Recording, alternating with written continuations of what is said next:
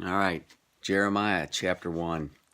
And before we get into the history, I want you to try to imagine you being a young teenage boy, and God comes to you and he calls you and he says, I want you to be my voice. I want you to be a prophet to the nation of the United States. I'm going to send you to the highest of the high. I'm going to send you to the White House. I'm going to send you to your local governor. I'm going to send you to your congressman. I'm going to send you to your senators. I'm going to send you to the local churches. I'm going to send you to the streets. I'm going to send you to the athletic fields. I'm going to send you to the business centers. I'm going to send you to the schools. I'm going to send you to people's homes. And wherever I send you, whatever I put in your mouth, whatever I tell you to say, you say it. And what I'm going to be telling you to say is not going to be very pleasing to a lot of people. I have a purpose. I have a plan. I have a message that I want to deliver to them to call them back to myself. But they're going to have to first hear what their issues are and why I am calling them back. And many of them are not going to be happy with what you have to say. In fact, most of them will not. But I'm going to protect you as you do this. Don't worry about it. I will make you a strong, fortified city. I will make you a bronze pillar. I will protect you. They will come against you, but I will protect you. I have a plan. I have a purpose. So please, do everything that I tell you to do. In fact, he told them in the book, in chapter 23, he said, do not omit one word. So if you can imagine being Jeremiah, a young teenage boy, God comes to him and says, you know what? I see this world. You see this world too. And you see how challenging it is. And you see how people basically do not care for me any longer. They worship other gods. The society is in a mess. And I'm going to call you to go speak to them, talk to them, tell them what I want them to hear. Can imagine what it'd be like to be Jeremiah, to be in that position, to be how challenging that might be. Kind of like Mary receiving the news of saying, you know what, the angel coming to her and saying, you know what, I'm going to impregnate you. You're going to become pregnant, and you're not going to have a man do that with you. God himself is going to impregnate you. You can imagine trying to kind of take a word from God like that and say, wow, my life is really about to change. Well, that's what was about to happen for Jeremiah. His life was really about to change.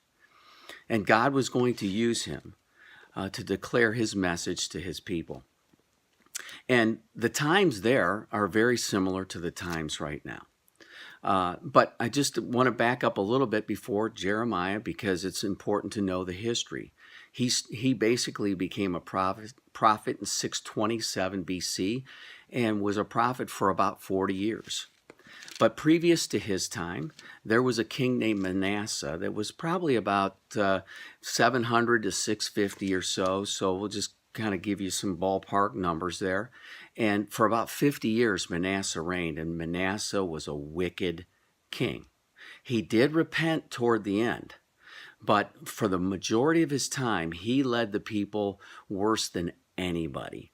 In fact, underneath his reign, they had child sacrifice to the god of Baal for prosperity. Literally right there in the midst of Jerusalem, just outside of the temple, men and women would bring their babies, lay them on an altar, and let them be burned to Baal so that they would somehow have the prosperity of Baal. And you know what? Manasseh not only endorsed it, he promoted it. And so you can imagine what it was like in Israel. And just from that and just so many other things, God was not to be found. Manasseh did kind of repent toward the end, but then he died, and his son Amon took over for 2 years, continued on his wicked ways. And then a king named Josiah took over. At 8 years old. And Josiah, even at 8 years old, was smarter than the two men that were in front of him. He was already wiser at the age of 8 because he decided that even at the age of 8, he was going to follow the ways of God. And so he does that. But even at the age of 8, he's not exactly quite sure what he's going to do, but he knows that things need to change because he knows that God's not being honored. In fact, even in this time, they don't really even have the tablets, the scrolls, the law, and they don't even really know where the original ones are. And so there's a priest named Hilkiah who is basically taking money. They still have the temple. They're doing repairs on the temple. And he's somebody who's basically taking donations from people to help with the repairs on the temple.